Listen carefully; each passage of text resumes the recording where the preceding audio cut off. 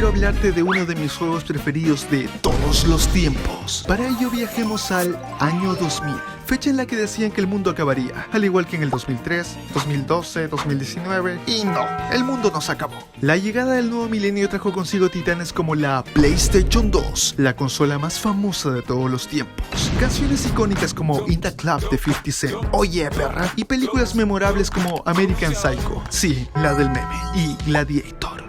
Lo va a decir. Mi nombre es Máximo Décimo Meridio, comandante de los ejércitos del norte, general de las legiones Félix, leal sirviente del único emperador Marco Aurelio, padre de un hijo asesinado, esposo de una esposa asesinada, y juro que me vengaré. En esta vida o en la otra. Mientras el mundo conocía estas maravillas, una empresa llamada Blizzard había trabajado arduamente en su próximo videojuego y estaba a punto de lanzar lo que sería uno de los juegos más influyentes de la historia, el cual no solo redefinió los RPG de acción, sino que se metió en la mente de millones de jugadores, generando largas sesiones de juego que te mantenían despierto toda la noche, algo que ni la mejor Monster podría replicar. Así de adictivo era y sigue siendo Diablo 2. Anteriormente te hablé de la importancia de Dragon Quest y cómo este JRPG inspiró a toda una generación en el continente asiático. Y así como este fue icónico de su lado del mundo, Diablo 2 causó en Occidente un revuelo jamás visto en usuarios de PC, el cual perdura hasta el día de hoy. Pero, ¿qué hace que este juego siga siendo el rey a pesar de los años? Toma la antorcha y sígueme, porque vamos a descender a las profundidades de Tristram para averiguarlo. Para entender Diablo 2, primero debemos hablar brevemente de Diablo 1. Lanzado en el año 1996, fue un juego que convirtió los RPGs en una pesadilla oscura y desesperante. La historia seguía a un guerrero llamado Aidan, príncipe de Cánduras e hijo mayor del rey Leoric. Este iría acompañado por una arpía y un hechicero. La misión era simple: rescatar a nuestro hermano perdido y descubrir qué chingados sucedía. Juntos recorrieron los lúgubres pasillos de la catedral de Tristram hasta llegar a las entrañas infernales donde se encontraba Diablo. ¡Hey tú! ¡Hemos venido a destruirte! ¿Tú y cuántos más? Mis amigos y 2 cabezas nucleares. ¿Esperen qué? ¡A por él! ¡Mamá huevo! Aidan, entre comillas, salva a su hermano, quien se encontraba bajo el control de Diablo, y decide encerrar al demonio en sí mismo, clavándose una piedra en la frente. Como era de esperarse, la piedra del alma no pudo contener al Señor del Terror, y todo se fue al carajo.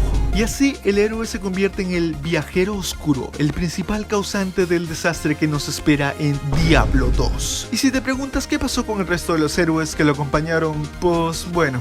Este weón, llevado por sus ansias de poder, entró al santuario arcano y se volvió totalmente loco, liberando a los demonios del lugar y convirtiéndose en el invocador.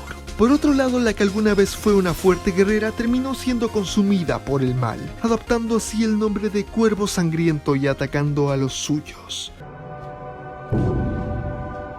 Mientras que el primer Diablo se sentía como una pesadilla con esqueletos en el sótano de una catedral, Diablo 2 abrió las puertas del infierno y nos soltó en un mundo devastado. Desde los frondosos bosques del campamento de las arpías hasta las gélidas tierras del Monte Real, cada lugar te sumergía en un entorno único, con enemigos y peligros a la vuelta de la esquina. Y no nos olvidemos de Tristram, el lugar donde todo empezó, totalmente destruido por el mal, donde hasta el pobre Deck Arcane quedó prisionero cual pájaro enjaulado. ¡Ja! ¡Qué pendejo! El mundo era cruel, y ejemplo de esto es cuando de niño llegué acá por primera vez. Dije, bueno, 3 estatuas, ¿qué malo podía pasar? It was at this moment that he knew.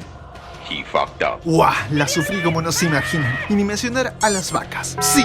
Vacas, y no cualquier vaca, sino bovinos mamadísimos con armas. Tenías que estar bien equipado o ni bien entrar te pasaba esto. ¿Hola? Oh, mierda. Diablo 2 era intenso. Viajamos por diferentes ciudades matando todo tipo de demonios en nuestro camino, para que finalmente nos enfrentemos a los males mayores: Diablo, Mefisto y Baal. Una aventura épica con un final que dejaba por lo más alto al juego.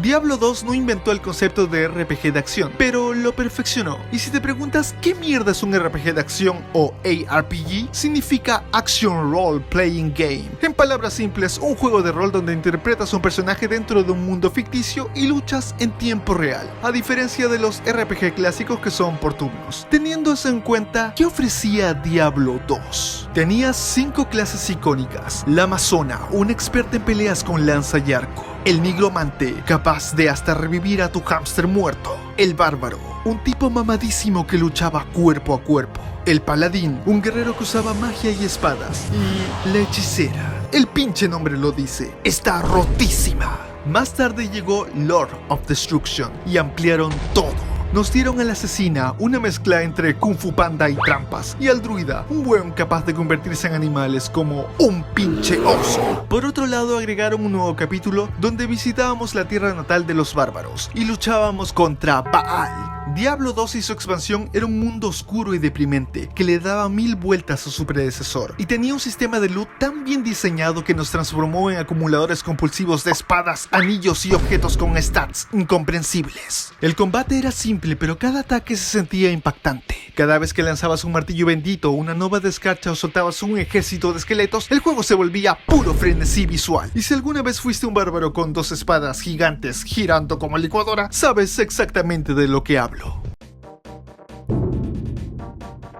Pero donde realmente Diablo 2 brilló fue en su multijugador. Battle.net se convirtió en un ecosistema nunca visto, donde las partidas públicas eran una mezcla de ayuda y traición. Los trades eran una mafia organizada. Farmeabas como adicto hasta conseguir la maldita runa o armadura que necesitabas y luego te robaban en un intercambio en el último segundo. Era hermoso y aterrador a la vez. Y ni hablemos de los hueones aburridos que te mataban porque sí. En un momento estabas de chill en una partida pública y al siguiente un maldito con una build rotísima aparecía.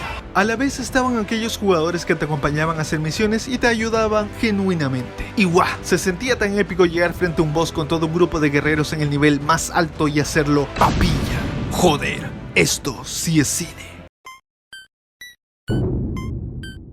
Este era yo cuando chico. Podía pasar horas viciado a este juegazo, sobre todo en las noches. Y recuerdo que, para no cagarme de miedo, ponía Led Zeppelin de fondo. Aunque, pensándolo bien, es un poco contradictorio escuchar Stairway to Heaven mientras te sientes al infierno. Pero bueno, cada uno lidia con el miedo a su manera. Con el tiempo aprendí a disfrutar el soundtrack de Diablo 2. Y fue ahí cuando comprendí que la música es una de las razones por la que este juego es tan inmersivo y aterrador a su manera. Y déjenme darles contexto. Matt Wellman, su compositor, usó la música como una herramienta narrativa. Desde el momento en que aparecías en el campamento de las arpías, el primer acorde de guitarra acústica te dejaba claro que estabas en un mundo desolado y al borde del colapso. Solo escuchen esto.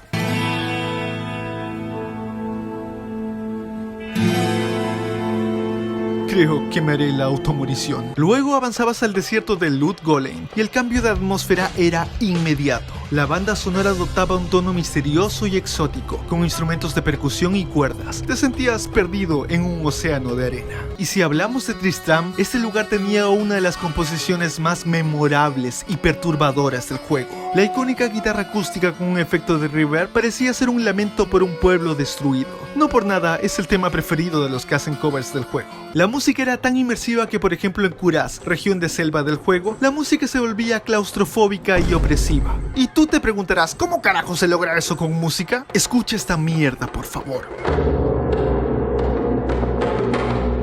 Tambores tribales, sonidos de insectos y notas disonantes que te hacían sentir que algo te observaba entre los árboles. Mi recomendación es que cuando juegues Diablo 2, hazlo con audífonos. Déjate envolver por su sonido y verás que la sensación de terror sigue intacta incluso después de 25 años.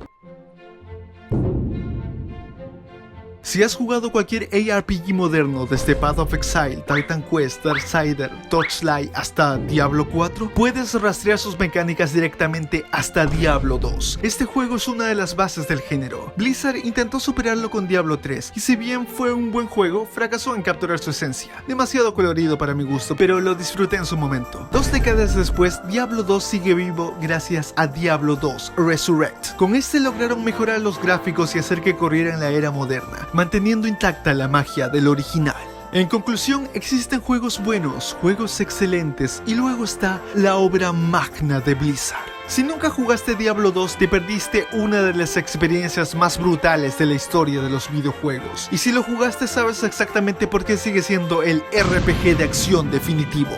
Mi recomendación personal es que juegues Diablo 2 Resurrect, el cual es muy fiel al original y viene con todo lo que traía en su momento. Por otro lado, me parece que Diablo 4 hizo bien en recuperar la esencia del juego, y debes jugarlo cuando tengas la oportunidad. Ahora, dime en los comentarios, ¿cuál fue tu build favorita? ¿Fuiste del club de paladines con martillo bendito o de los que usaban hechicera full relámpagos? Y antes de irte, dale a like y suscríbete para que el mismísimo Diablo no te visite esta noche. O peor, que Deck Arcane te cuente toda la historia de los Coradrim.